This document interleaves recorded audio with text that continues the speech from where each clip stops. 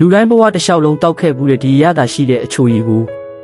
ဒီလိုလောက်တာကိုတော့အများစုမမြင်ဘူးကြပါဘူး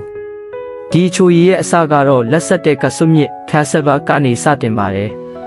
ကဆွမြစ်တွေကိုတန်ရှင်းအောင်ဆေးကြောပြီးကြောက်တုံးပေါ်မှာကြိတ်ပြီးအဖြူရောင်ပျော့ပြောင်းတဲ့ပေါင်းထုတ်တစ်ခုဖြစ်အောင်လုပ်ပါတယ်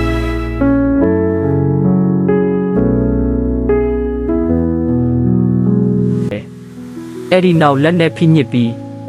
မဲမဲပျော့ပျော့ရည်ကိုထုတ်ယူပါတယ်ထုတ်ထားတဲ့ရည်ကိုတညလုံးထားလိုက်တဲ့အခါအောက်မှာတန်ရှင်းတဲ့ starch ကသွားထိုင်လာပါတယ်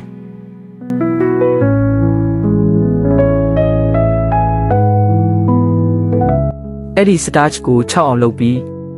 အမှုန့်ဖြစ်အောင်ပြုလုပ်ပါတယ်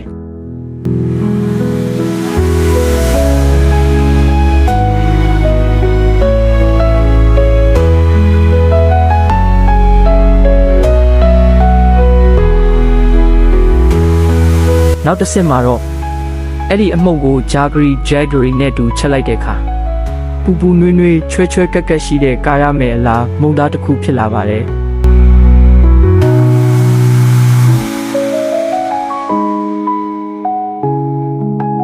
အဲ့ဒီမုံသားကိုလက်နဲ့နယ်ပြီး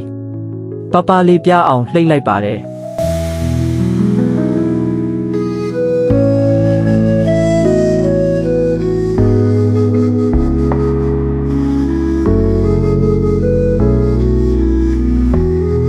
ပြီးရင်၄တောင်ပုံစံအစိပ်ပိုင်းသေးလေးတွေဖြတ်ထုတ်ပြီး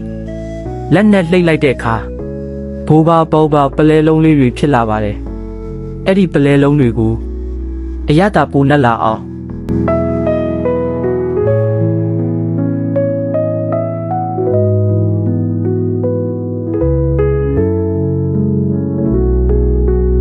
အနီရောင်ရည်ထဲမှာမီးပူပူနဲ့ပြုတ်ထားပါတယ်တစ်ဖက်မှာတော့လက်ဖက်ရွက်တွေကိုတကြားနဲ့နှိုးအတူနူးညံ့ပြီးအနက်မွေးလာအောင်ဖြည်းဖြည်းချင်းပြုတ်ထားပါတယ်နောက်ဆုံးမှာတော့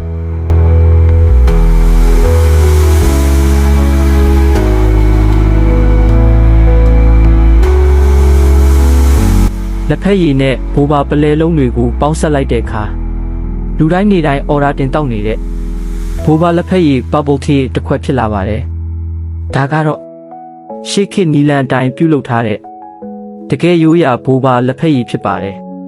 တင်နေ့တိုင်းတောက်နေတဲ့အချိုရည်ကိုမူလကပြုလုပ်ခဲ့သလိုအစင်လာနီလန်နဲ့ပြန်လည်ဖန်တီးထားတာပါ